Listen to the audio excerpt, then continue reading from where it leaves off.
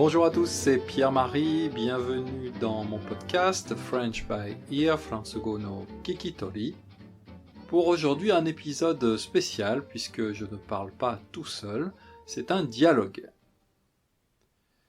De temps en temps, en plus de mes podcasts normaux, je vais enregistrer des dialogues. Alors des dialogues avec qui? Bien sûr avec des Français, mais aussi avec des personnes qui ont appris le français et qui vont nous parler de leur expérience d'apprentissage du français.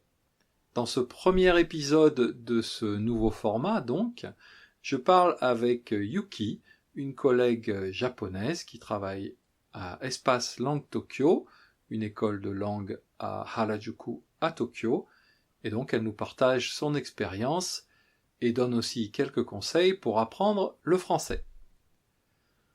Comme vous allez voir, on s'est beaucoup amusé en enregistrant cette interview. J'espère que ça va vous plaire. Comme Yuki et moi, nous sommes tous les deux bavards, l'interview est assez longue. Donc j'ai découpé l'interview en plusieurs parties et avec le lecteur du podcast, vous pouvez aller lire directement la partie ou les parties qui vous intéressent en fonction du thème.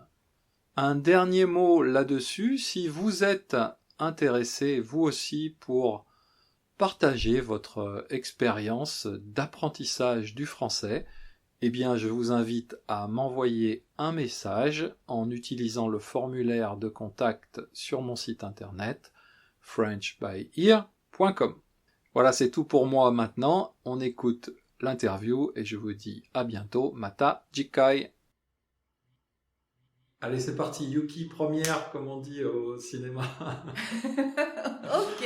Bonjour Yuki. Bonjour Pierre-Marie. C'est bien. Comment vas-tu Yuki? Très bien, très bien. Et toi? Je vais bien. Je suis content parce que d'habitude quand j'enregistre mon podcast, je suis tout seul devant mon micro et j'avais envie de faire quelque chose comme ça à deux et un dialogue avec une personne qui a appris le français. Donc je suis ravi de commencer avec toi. Merci. On va donc parler en français et tu vas nous expliquer un peu comment tu as appris le français, éventuellement quels conseils tu peux donner à des personnes qui apprennent le français. Mais d'abord, est-ce que tu peux brièvement te présenter? D'accord. Et donc, moi, je m'appelle Yuki Morokaji et je suis japonaise, bien évidemment. Ouais, avec un nom comme ça, ouais. Et maintenant, je travaille dans une école bilingue qui s'appelle Espace Langue Tokyo. Là, en fait, on peut apprendre le français et le japonais. On donne des cours de français pour les japonais, D'accord. en général, et le japonais pour les francophones. Donc des cours de français pour les japonais Ouais. et les cours de japonais pour les français. Oui. C'est la spécificité de cette école. Oui, c'est ça, c'est ça. Que je connais bien parce que je travaille maintenant avec vous depuis 3 ans et j'anime des salons de conversation. Donc il y a donc des salons de conversation, il y a d'autres types de cours, est-ce que tu peux expliquer brièvement? D'accord, nous avons des cours collectifs et qui se déroulent trimestriels. D'accord. Donc avec des petits groupes de 2 personnes à 6 personnes. Voilà, donc... Ça, ce sont plus des cours traditionnels de grammaire ça. Avec une méthode, etc. D'accord. C'est ça, et aussi nous donnons des cours particuliers. Des cours particuliers, d'accord. Oui. Et il y a aussi d'autres types de cours un peu plus culturels, par exemple sur du cinéma ou sur l'étude en groupe d'un livre, par exemple. Ah oui. Ouais. Bien sûr, donc il y a le cours de cinéma. On prend donc un film pour un trimestre de regarder donc en 10 fois pour comprendre la culture française et améliorer les écoutes, etc. Et aussi nous avons aussi le salon de lecture.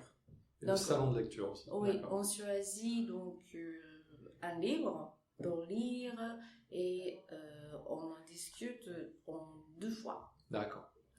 Ok, donc l'école c'est située à Tokyo, à Harajuku. Voilà. Et rappelle-moi le site internet. Mhm. L'adresse du site internet c'est espacelanguetokyo.com. Voilà. D'accord. Ok. Pour ceux que ça intéresse, si vous avez envie de découvrir l'école. Je précise que ce podcast n'est pas sponsorisé par l'école, mais comme je travaille avec Espace Langue Tokyo depuis longtemps, maintenant, ça me fait plaisir de parler de l'école. Merci beaucoup, c'est très gentil. Ouais. Mais l'idée, alors, c'est plutôt de parler de toi et de ton parcours en français. D'accord. Ma première question que je pose à tous les élèves à chaque fois, mais c'est pourquoi est-ce que vous avez choisi au départ d'apprendre le français plutôt qu'une autre langue? Oui, c'est une bonne question. En fait, c'était un hasard là, pour moi. Donc, quand j'étais lycéenne, ma première amie étrangère est une Française. Voilà. Au Japon? Au Japon. D'accord. Et moi, je suis allée au lycée dans la ville de Toyohashi. D'accord. Donc, ce n'est pas une grande ville. Petite ville, ouais. Petite ville, là.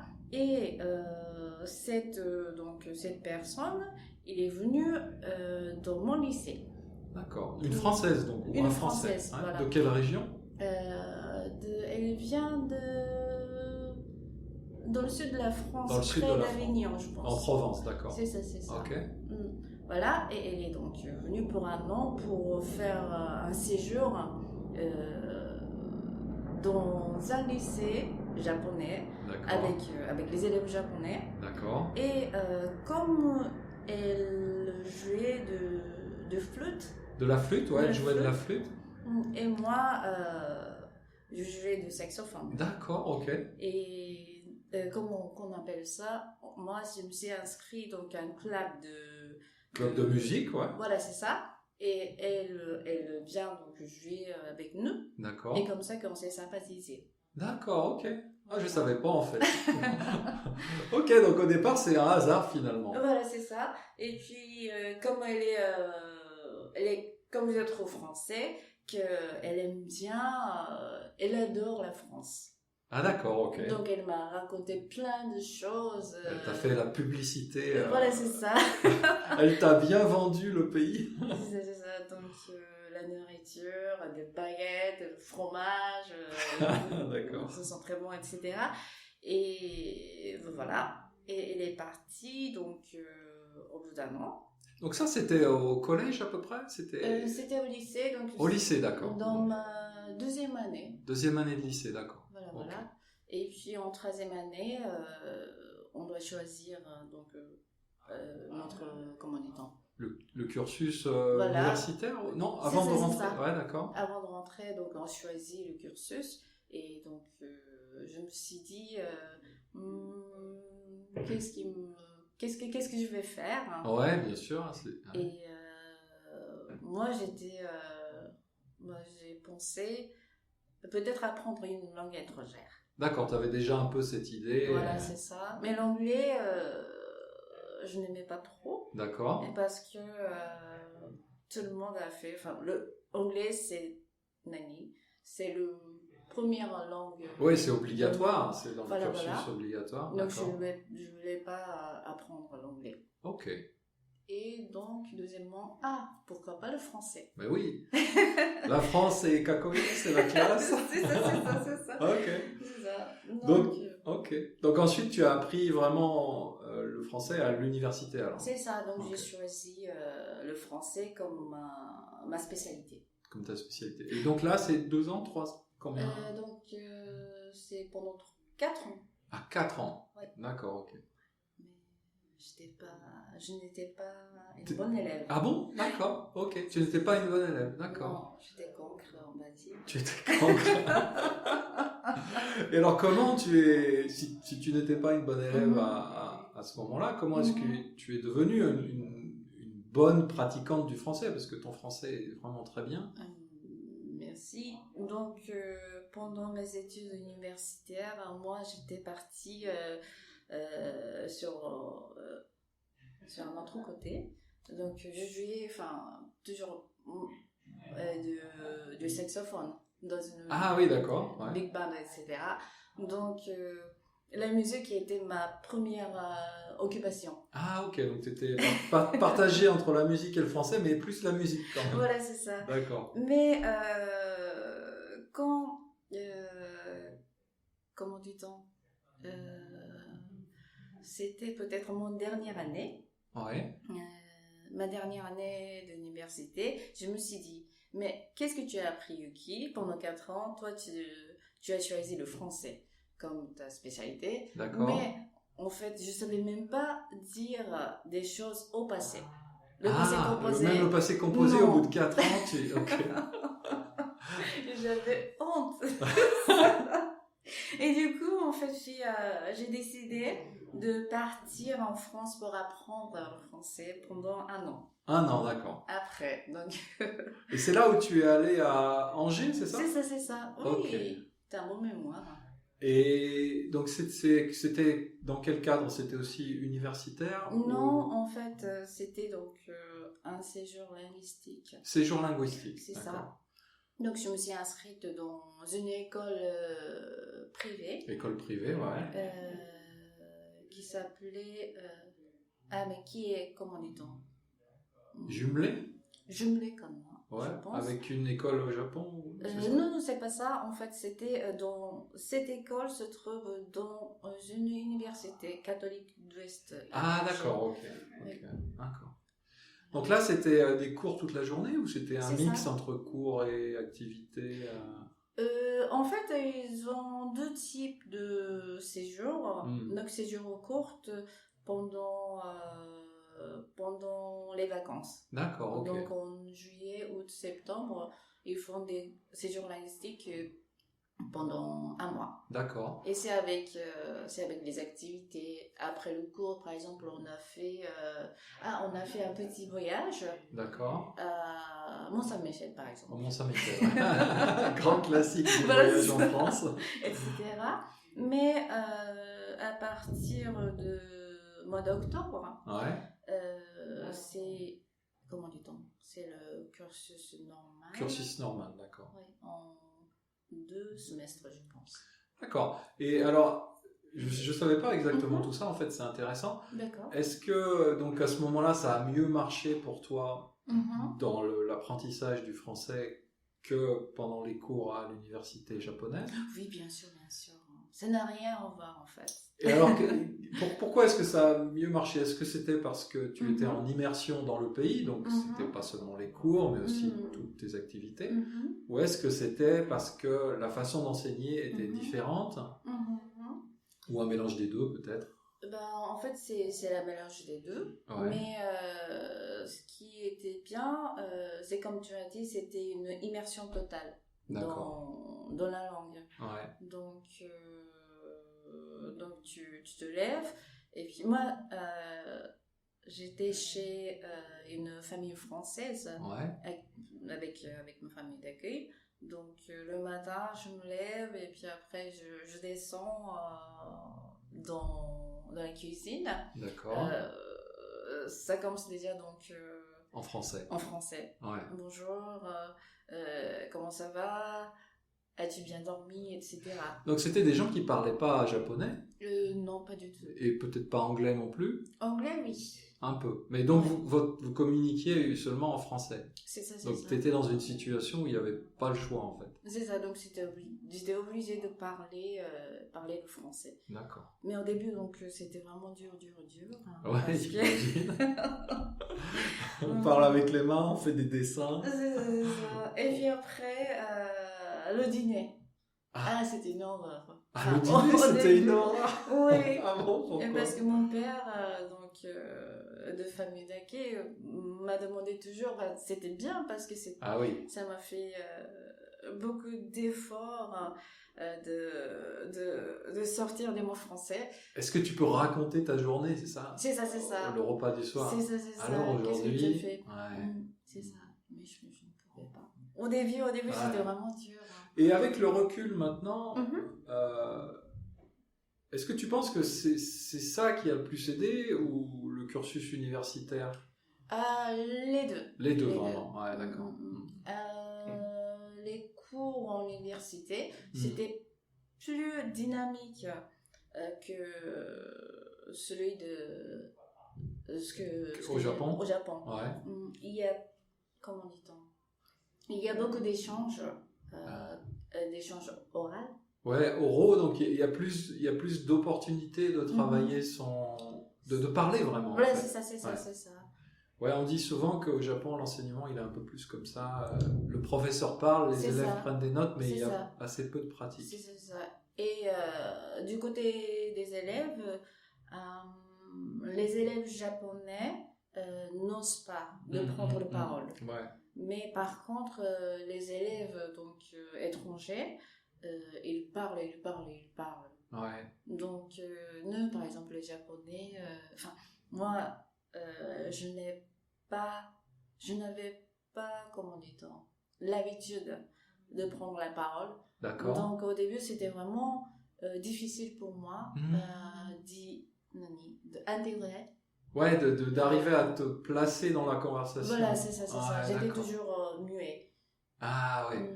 C'est vrai que quand j'ai fait quelques cours à l'Alliance française à Paris, il y avait de temps en temps des étudiants japonais, c'était des classes de toute origine. Ouais. Et souvent, les étudiants japonais étaient quand même assez en retrait sur la participation orale. Par contre, ils étaient assez forts sur la grammaire, les exercices, etc. C'est ça. Mais c'est lié avec notre culture, je pense, parce que nous, en fait, on a appris que d'écouter les autres, en fait. Oui, bien sûr. Voilà. Ça, c'est des différences de culture. C'est intéressant, c'est une question que je voulais te poser. D'accord. Parce que quand on apprend une langue, on apprend la langue, d'accord, mais on apprend aussi la culture, et aussi presque plus large que la culture, la façon de penser des Français, la façon de se comporter. Est-ce que toi, l'apprentissage du français, est-ce que tu penses que quelque part ça a changé un peu ta personnalité ou ta vision des choses, tout simplement? Oui, c'est une bonne question. Oui, en fait, ça m'a changé quelque part. Ouais. Est-ce que tu peux donner quelques exemples Ouais. Oui, en fait, comment dit-on? Moi, j'étais donc avant d'aller en France, j'ai du mal à, comment dit-on, j'ai du mal à rentrer dans une conversation en groupe. D'accord, ouais. J'avais peur de prendre la parole. D'accord. Et donc j'étais toujours, j'écoutais toujours les autres, de faire un sonnet, etc. Et à force d'entendre les Français dire n'importe quoi, tu t'es dit, mais moi aussi je peux dire n'importe quoi. Non, oui, voilà, c'est ça. Et aussi, en fait, là-bas, si tu dis rien, en fait, toi, tu n'es pas là. Oui, c'est vrai, tu n'existes pas. Voilà, c'est ça. Ouais. Donc, au début, j'ai fait beaucoup fait des efforts pour rentrer dans une conversation. D'accord. Mais d'abord, il faut comprendre, les gens parlent, n'est-ce pas? Oui, ça c'est le premier truc pour s'insérer dans une conversation, il faut comprendre ce qui se dit. Voilà, et après, donc là, oui, j'ai compris ce qu'il dit et je voulais parler quelque chose, mais le sujet n'était pas là. Le sujet était déjà changé. Ah oui. Et là, donc, je ne pouvais pas. C'est ce qu'on appelle l'esprit d'escalier en français. C'est-à-dire que tu es dans une conversation et pendant la conversation, tu n'arrives pas à dire ce que tu veux dire et quand tu repars chez toi, dans les escaliers, tu dis « Ah, à ce moment-là, j'aurais dû dire ça. » Ça s'appelle l'esprit d'escalier. D'accord. Ah oui, c'est marrant comme expression. Donc, ouais, très bien. C'est important, tu as dit la compréhension orale. Mon podcast est axé là-dessus, c'est vraiment la compréhension orale. Ouais. Est-ce que, qu'est-ce qui pour toi a le plus marché pour la compréhension orale? Qu'est-ce qui t'a fait le plus progresser? Et est-ce que j'ai l'impression qu'aujourd'hui tu peux écouter n'importe quel contenu français à la télévision ou à la radio, tu vas tout comprendre. Moi, je peux comprendre. Ouais. Est-ce que c'est quelque chose que tu as travaillé spécifiquement ou Ouais. Oui, en fait, j'ai travaillé avec le CD. Oui, on parle d'une autre époque. Oui, c'est ça. On parle d'une autre époque. Mais maintenant, c'est bien. Enfin, vous avez tout ce que vous voulez devant vous. Il y a tellement de contenu gratuit Voilà, sur YouTube, sur les podcasts, c'est vraiment Netflix. pratique. Et mon époque, c'était le CD. Ouais, le Petit Prince. La mienne, c'était les cassettes, peut-être. Mais pareil. Ah, le CD de Petit Prince, d'accord. Oui, c'est ça. Donc, moi, j'ai choisi le Petit Prince parce que j'aimais beaucoup ce livre. Ouais. Et j'ai essayé de faire le shadowing. Ah ouais, le shadowing, donc de répéter. C'est ça. Et ce qui se dit. Voilà, c'est ça. Donc j'ai commencé à écouter et puis après j'ai imité ce que donc, Gérard Philippe. C'était Gérard Philippe. Ah, c'était Gérard Philippe. C'est ça. Parle. Et donc j'ai répété jusqu'à ce que ça rentre dans la tête. D'accord. Ouais. Et là donc j'ai fait plusieurs chapitres comme ça et donc en même temps, tu travailles la compréhension orale et la prononciation finalement. C'est ça. Ouais. Donc j'ai imité, comment dit-on, le mieux possible. Ouais, le mieux possible. J'ai imité le mieux possible ou du mieux possible l'intonation, la prononciation. D'accord. Voilà. Et ça m'a beaucoup servi, je pense. Et aussi, en fait, j'ai vraiment répété des phrases que je voulais dire, par exemple. Donc, c'est ce que tu as fait tout à l'heure de l'esprit escalier. L'esprit d'escalier, donc, ouais. J'aurais dû dire comme ça. Donc, je prends le note et puis après, je répète quand j'ai le temps. Par exemple, en marchant, en prenant une douche, etc. D'accord, ça a bien marché. Ok. Ouais, c'est la pratique, la répétition qui a... D'accord. Est-ce que ça, aujourd'hui, maintenant, à ton niveau, est-ce que c'est encore des choses que tu travailles ou plus du tout, finalement, c'est... Si, j'ai essayé de lire. Et, tu lis, ouais, d'accord. Oui, lire et apprendre des nouveaux mots. D'accord. Ouais, le vocabulaire. Vocabulaire, c'est ça. Moi, j'apprends des nouveaux mots de temps en temps en français et même la dernière fois, il y a un étudiant de l'espace dans le Tokyo qui m'a appris un mot français. Ah, c'est vrai. Mais j'ai oublié lequel. Mais il a, alors bon, il était un peu aidé avec son petit dictionnaire électronique, mais il m'a sorti un mot français. J'ai dit, je connaissais pas. Donc, le vocabulaire, c'est un puits sans fond. On peut vraiment apprendre du vocabulaire tout le temps, donc tu le fais toujours. C'est ça. Oui, c'est ça. Et alors, quand tu tombes sur un mot que tu connais pas, qu'est-ce que tu fais avec ? En fait, je cherche donc le sens. Et puis après, je regarde comment ce mot est utilisé. Donc, dans une phase, avec des phases. Et si c'est intéressant... En contexte, ouais. Ah oui, c'est ça. Ouais. Si c'est intéressant, donc je vais essayer de retenir. Est-ce que tu as une source pour ça, pour regarder en contexte Non, pas vraiment. En fait, je tape le mot sur Internet. D'accord. Et je regarde. Ok, alors j'en profite. Il y a un site qui est vraiment très bien qui s'appelle Lingue, lingue.fr.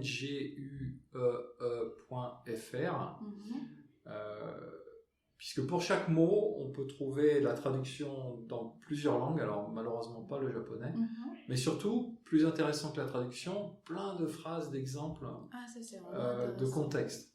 Et moi, j'utilise beaucoup, comme je travaille pas mal en anglais aussi, j'utilise beaucoup pour ça, c'est vraiment super utile parce que les nouveaux mots, le vocabulaire sans contexte, c'est ça. Déjà, c'est pas tellement intéressant à faire, c'est pas tellement amusant et ça marche moins bien quand même. C'est ça. Ok, super. Est-ce que tu dirais au final que c'était facile ? Est-ce que le français c'est facile ? Non, ce n'est pas du tout facile. Oui, c'est une langue difficile, mais très belle langue. Oui, c'est vrai, non, c'est une langue difficile. Est-ce que dans ton parcours, il y a eu des moments de découragement ou disant non, là, j'arrête, là, j'arrête. Je sais pas, par exemple, quand tu arrives au subjonctif. Oui, je détestais. Je déteste, mais non, c'est le subjonctif. Qu'est-ce que c'est que ce truc? Oui. C'est ça. Donc, ce genre des points grammaticaux. Ouais. Donc, c'était au niveau de peut-être intermédiaire, fin intermédiaire. Ouais. C'était l'époque, c'était une époque le plus dure pour moi. Ouais, je crois que c'est dans toutes les langues. Au début, on progresse vite, et puis quand on est B1, B2, même A2, B1, B2, ça commence à devenir pénible parce qu'on a l'impression que tu ne progresses pas. En fait, on progresse et on s'en rend compte c'est ça. de temps en temps. Oui. On dit, ah tiens, je suis arrivé à faire ça. C'est ça. Exactement. Mais on n'a pas l'impression... Non, pas du tout. Ouais. Donc j'ai abandonné plusieurs fois. Ah, ok. Voilà. Et tu as repris après. Voilà, c'est ça. Mais en fait, continuer, il faut continuer. Donc, petit à petit, c'était dur et c'était pas du tout intéressant d'apprendre le français, mais j'ai continué peut-être 5 minutes tous les jours de lire et écouter, et comme ça, au bout d'un moment, comme tu as dit, tu te rends compte que on passe des paliers comme ça. Voilà, c'est ça. Moi, je me rappelle une fois, la première fois que j'ai passé, à un moment donné, j'ai dit tiens, c'était pour l'anglais, je voulais connaître des horaires de bus. À l'époque, il n'y avait pas Internet, donc j'ai dit j'étais en Angleterre, il faut que je téléphone pour demander les horaires de bus, et je pensais que je n'en étais pas capable. Mais... Et ben au final, je l'ai fait, et je suis arrivé, et je me suis dit, en fait, j'ai progressé en anglais. Super, c'est très bien. Donc on s'en rend pas compte en fin de compte. Non. Il faut juste continuer, il faut être un peu têtu, je pense, pour apprendre une langue et arriver à un niveau comme le tien. Il y a comment dit-on, 100%, non. Un moment où tu boostais, comment dit-on? Où tu franchis un palier? Non, peut-être. Oui, c'est ça. Oui, c'est ce que je voulais dire. Ouais. C'est ça. Mais on s'en rend pas tellement compte. Non. Et c'est vrai que c'est un peu, je pense, ce que tu voulais dire aussi, c'est qu'à un moment donné, c'est bien d'arrêter les méthodes de français, c'est bien d'arrêter la grammaire, et simplement d'absorber du contenu, de lire un peu, d'écouter, des choses comme ça. Oui. Et c'est un travail. Exactement. C'est un travail qui se fait, mais on n'a pas l'impression de travailler, parce que peut-être on va lire des articles qui nous intéressent, ou des choses sur le saxophone, je ne sais pas. Ok. Je regarde, j'ai ma petite liste de questions. Donc, on a déjà dit beaucoup de choses. Est-ce que tu veux rajouter quelque chose, Yuki, avant que je pose quelques petites questions un peu plus anecdotiques? Je pense que ça va. Ouais, ça va. Okay. Alors, est-ce qu'il y a un mot est-ce que tu as un mot préféré en français? Moi j'aime beaucoup les salutations avec bonne blablabla. Par exemple, bonne journée, bon voyage, bon week-end. Bon après-midi. Voilà, c'est ça. Ce sont bons que tu aimes bien, alors peut-être? Non, en fait, c'est l'idée. C'est l'idée. De dire bonne journée, bon voyage, etc. Nous, on n'en a pas dans la langue japonaise. Ah, d'accord. Donc, je pense que c'est très sympathique. Bon appétit aussi. Ah, voilà, bon appétit. Le bon appétit, il est souvent traduit tadakimasu, mais c'est pas du tout la même idée, quoi. C'est pour les autres, bon appétit. Bon appétit, c'est pour les autres, c'est vrai. Et tadakimasu, c'est pour soi-même. Et bon voyage, ça n'existe pas en japonais, par exemple. Non, on dit pas.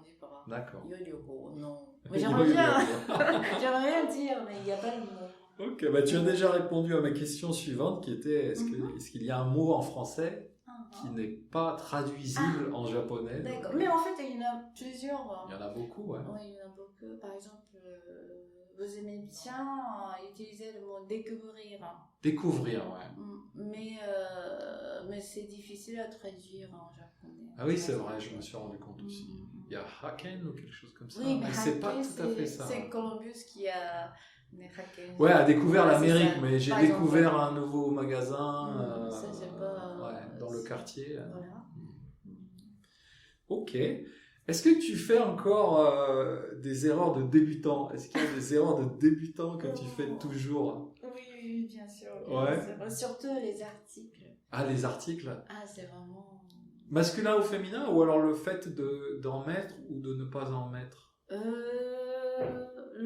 Les de la particule partitif, par exemple. Ouais, d'accord. Ça, c'est vraiment difficile et je ne pense pas que je maîtriserai. Ouais, il y a une erreur que même je sais pas si c'est spécifique au japonais, la différence d'utilisation entre savoir et connaître.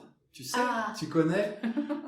C'est aussi, oui, difficile. Ah, ça c'est un truc aussi qui reste même dans les très très très hauts niveaux, quoi.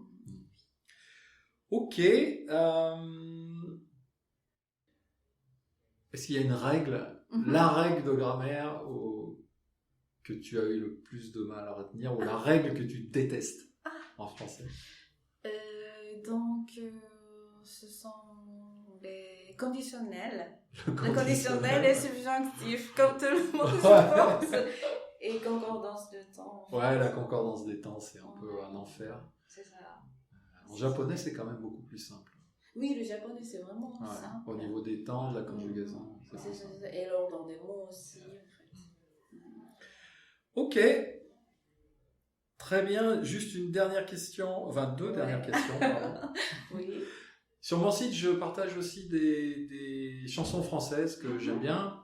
Est-ce qu'il y a une chanson, un chanteur en particulier que j'aime? Ouais, que j'aime, ou dont je voudrais recommander le chanteur et une chanson en particulier? Bien sûr, une chanson française. Ah oui, une chanson française. Moi, j'aime bien, comme chanteur, Francis Cabrel. Francis Cabrel, d'accord, ouais. J'aime bien ses paroles, je trouve ça très joli. Oui. Et la musique, pareil. D'accord, ok. Une chanson en particulier? Non, pas dans la tête comme ça. Pas dans la tête, ça devient pas. Ok, pas de souci. Ok, juste une dernière question. Oui. Merci d'abord pour avoir partagé cette expérience. Est-ce que tu as un mot d'encouragement, ou peut-être en français, ou peut-être en japonais, à dire aux gens qui sont peut-être justement entre le B1 et le B2 dans cette phase difficile? Oui, donc il faut continuer. Il faut continuer. Voilà, donc il faut être têtu. Il faut être têtu. でも、上手に気楽に付き合っていったらいいと思います。たくさん続けていくといつか光が見えます。Ah d'accord, ok, je crois que j'ai compris. Et là, c'est toujours, il y a toujours des choses à apprendre, et moi j'apprends toujours. Il y a toujours des choses à apprendre et on n'arrête jamais. Ouais. Et donc en fait, il n'y a pas vraiment de but à atteindre, il n'y a pas un moment où on dit ça y est, je suis arrivé, je parle français couramment, ça n'arrête jamais donc... Ça n'arrête jamais, mais c'est pour ça que c'est intéressant aussi, je pense. Voilà. Et c'est pour ça qu'il faut essayer de s'amuser un peu. Voilà, c'est ça, c'est ça. Mais ce qui m'a, comment dit-on, ce qui m'a plu le plus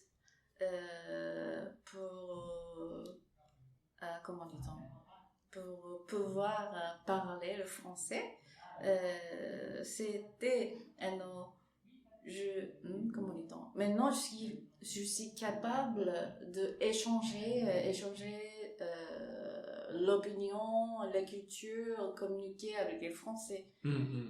Et c'est ça qui est, comment dit-on, qui m'a beaucoup apporté dans ma vie. Ok. Super, et ben ça nous fait une conclusion parfaite. Merci beaucoup. Merci Yuki. Et à bientôt. À très bientôt. Okay, merci bye bye. beaucoup.